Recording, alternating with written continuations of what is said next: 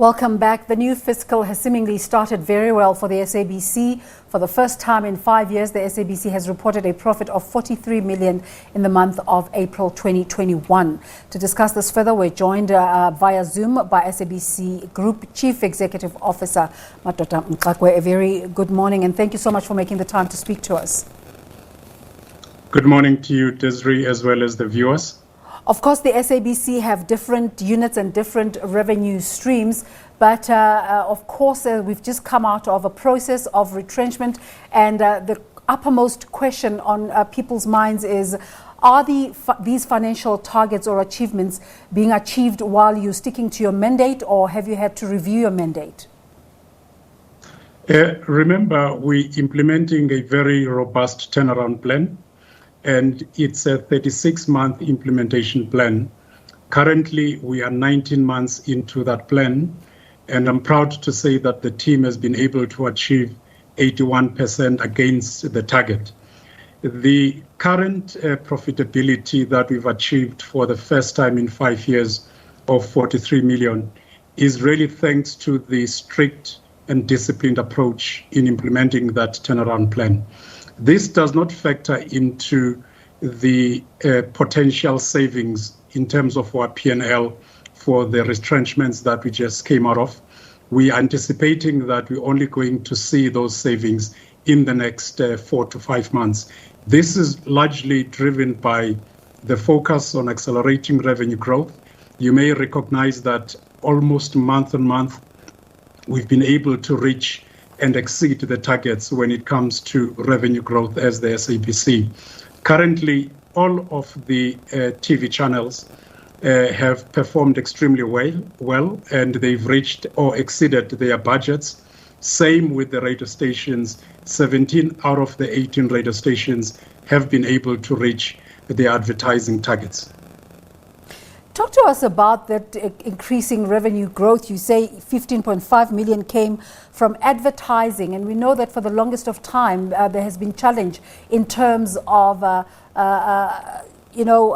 creating revenue from advertising, people now having alternative means of advertising spaces. How did you get this right? We've had to tweak our sales models to ensure that they are more agile, more competitive, and they talk directly to the needs of our clients. We are no longer selling radio or television, but an integrated solution to the market. Essentially, we go to the clients and to the industry as one SABC. And in that, we are also fully aware of all of the models that we have had to revise as the SABC. At the heart of it is to ensure that from a commercial point of view, we generate sufficient revenue in the market. You may have seen that the advertising revenue has also increased, so has the sponsorship revenue. So it was important for us to tweak our models to talk to the realities, especially because we're operating in a very constrained economic environment. How do these financial reports work with the conversation of fraudulent activities that were highlighted by the SABC in the past financial year? We have really improved from an audit point of view, Desiree. You may recall that in the past 3 years, we've seen a significant reduction in the number of audit findings. Coupled with that has been a year-on-year reduction on the net losses for the SABC. And we are doing this not just for the sake of being commercially viable. At the heart of it is to ensure that the SABC can fulfill its public mandate of entertaining, educating, and informing South Africans. So, as we speak about, you say that the impacts of the process of getting rid of staff and reducing the payroll will only be felt in the next financial year. Are you then projecting that profits will continue to increase at the SABC? Certainly. The focus for the team is to ensure that we continue generating sufficient revenue to keep the organization afloat.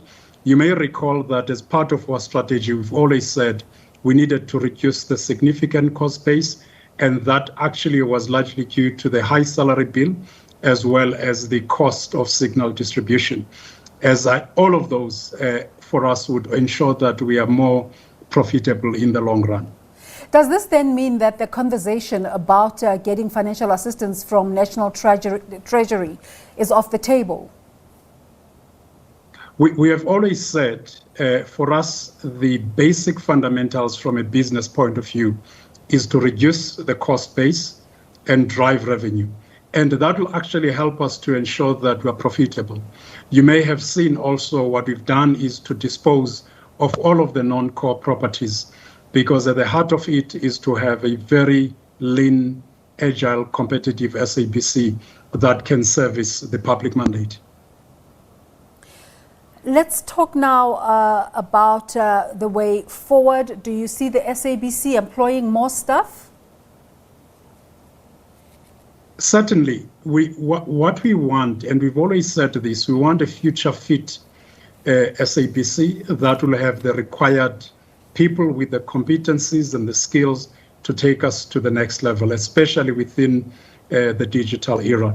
We have already advertised critical vacancies, which were actually open, and we're inviting all of competent people that would want to be part of the process of turning around this very critical national institution. So some of the gains you speak about, and we'll go through some of them, is that the newly launched S3 channel is proving beneficial to the corporation. There's been questions about these changes. Do you want to let us in into why SABC3 has been renamed? It was to really reposition it so that we can recapture the lost audience and the lost market. And aligned to that was the need to use that platform to be more commercially viable when it comes to advertising revenue as well as sponsorship revenue. We have noticed very significant gains since we launched S3. You may have seen that the reach has now expanded. We're getting more audiences. And the idea is going forward, the team are going to continue driving more audience growth in as far as S3 is concerned. You also say that viewership, in spite of all of this, viewership remains unchanged. What efforts are in place to try and change this picture? One of the things that we are doing in terms of S3 is to ensure that we invest behind our brands via all of the marketing activities of the organization. And there's sufficient budget that we've allocated to ensure that we can reposition SABC to be where it should be. Talk to us about the contribution of news and current affairs, which is our space. Its contribution to this bigger picture. We've always said that SABC News is credible. It's really the face and the voice of the nation and the continent. And if you look at the achievements that have been recorded by being the leading news platform compared to some of our competitors, it does give an indication that South Africans trust us to be the source of information that is credible, that is impartial, as well independent. So you're now engaged with the work of creating a new culture within the SABC and creating a work ethic. What is happening in this regard? One of the key issues that we're driving there is to engage the hearts and minds of the employees. We know that the SABC has been through so many challenges. This is an institution that was literally rendered dysfunctional and systematically collapsed over many years. The new board has asked us to ensure that we reposition it to be an employer of choice, and the way that we can do that is to ensure we have employees that are meaningfully engaged, that come to work motivated, to ensure that they can commit themselves to the public mandate of informing, entertaining, and educating South Africans. So that's really what we're doing now. We want to infuse a new ethos, a new culture of embracing what the SABC needs to do in fulfilling its public mandate. And about the urgent need to digitize, what's being done here? We have done quite a lot, because at the heart of it is to ensure that all our systems are digitized, as well as our processes that need to be digitalized. You may appreciate this, that various audiences consume information differently and in various OTT platforms. And ours as the national broadcaster is to make sure that we can bridge that gap to ensure that SABC is everywhere, anywhere, from anyone. So last night we listened to the president announce that the country is going into lockdown level 2. He also spoke about COVID or lockdown fatigue. How's the SABC coping in this regard?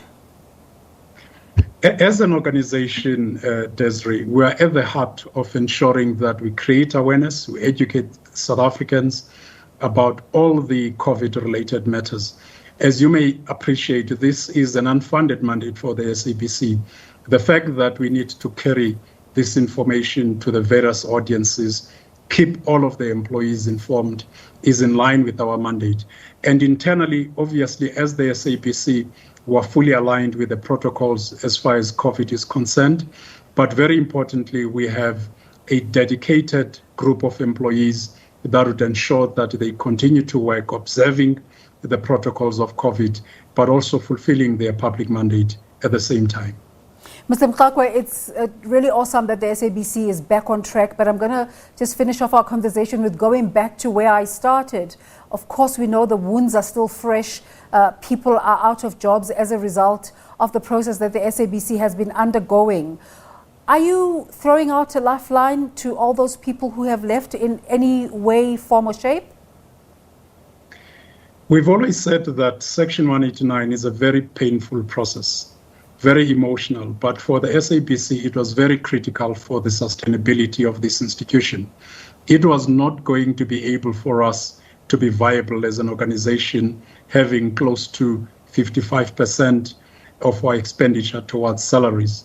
However, what is important is that a revitalized, economically viable SABC would ensure that in future it appoints and employs more employees that will work towards the fulfilling of the public mandate. Well, thanks for talking to us this morning, and I suppose congratulations are in order. The Group Chief Executive Officer of the SABC, Madoda Mxakwe, the SABC has made profit for the first time in 5 years. Thank you, Jess.